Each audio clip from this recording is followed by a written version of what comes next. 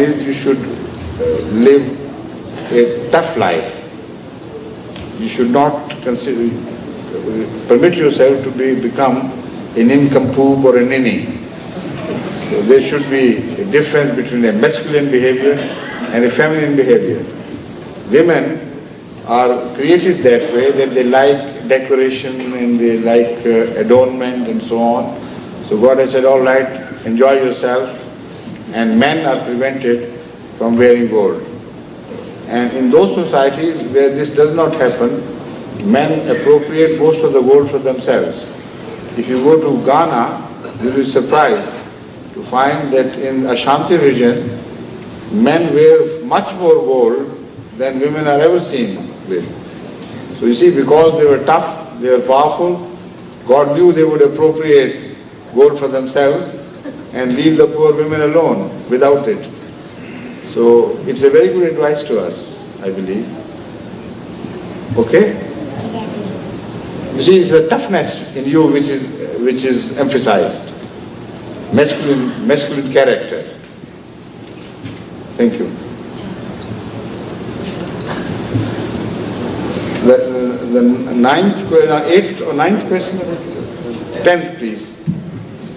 And if you, okay, 10th, please. All right, by a few minutes more, please. As Azur knows, I'm humble servant Mahmood Majid. My question is that since now we have extended challenge to the Christianity right from 1978, and that they have not come forward. At what stage we are at this time that they have accepted it? I tried to pick up the thread later on, and there was no response. Once they said that the gentleman who was ready to come into debate is out on tour. When he returns, you will hear from us. And then we repeatedly reminded them and no answer came. So things petered out of itself. Thank you. Yes? We have been commanded to straighten the lines before offering the congregatory prayers. What? Shaking the line? Straightening the line. And again, we are asked to stand shoulder to shoulder. Yes, that's right. What's the significance? You see, shoulder to shoulder, standing shoulder to shoulder has many advantages. Number one, God wants to create a sense of equality among the Muslims. There could be people with poor, clothes and wrapped in rags who come to the mosque, and a man with refined taste and an eye for good clothing would stand next to him. He may feel a bit averse to touch him bodily, and that is the pride which God wants to kill in you. And the message is, if you come to God, stand shoulder to shoulder with whoever is next to you. So that sense of equality and sharing God's presence equally is emphasized in this. Secondly, Allah Ta'ala has spoken in Surah Saba of a habit, of a demand of a people who wanted to distance themselves from each other. And God said it was a bad desire, and they were punished ultimately, and those areas were turned desolate.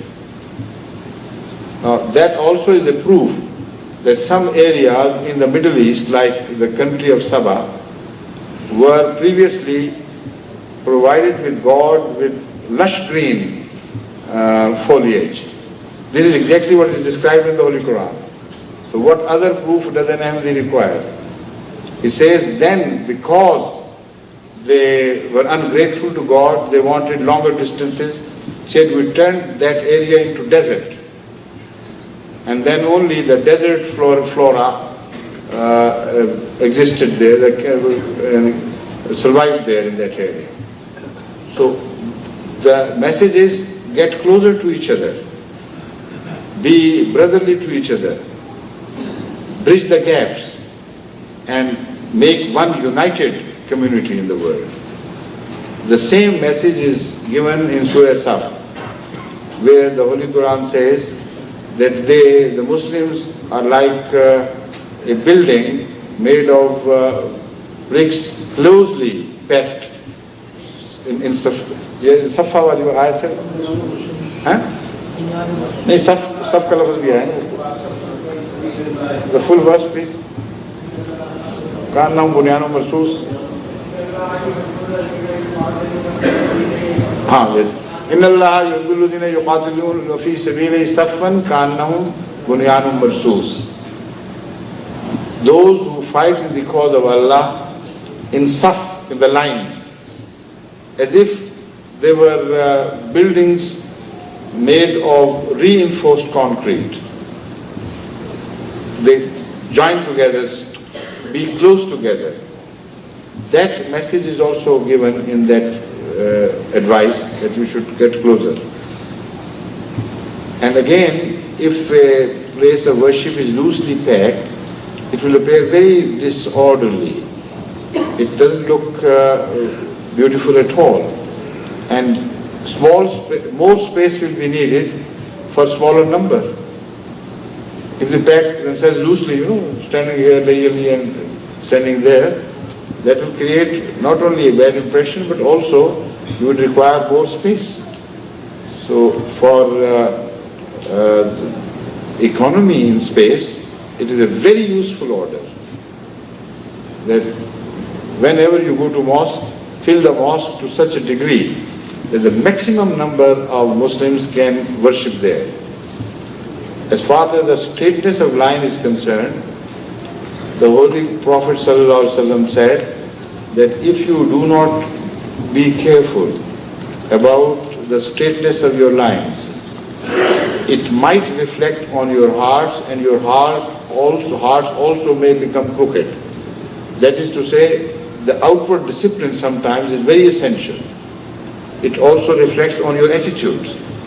If you are not careful in your outward discipline, sometimes your inner attitudes also get distorted. Right? Thank you.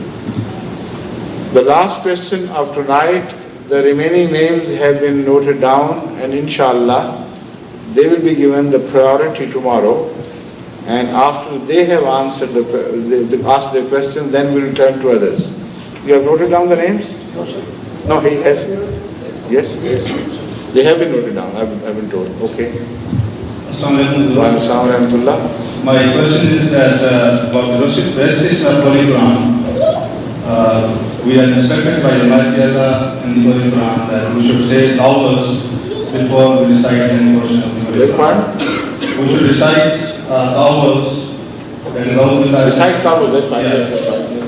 And before Surah, Bismillah is part of the Surah and Surah.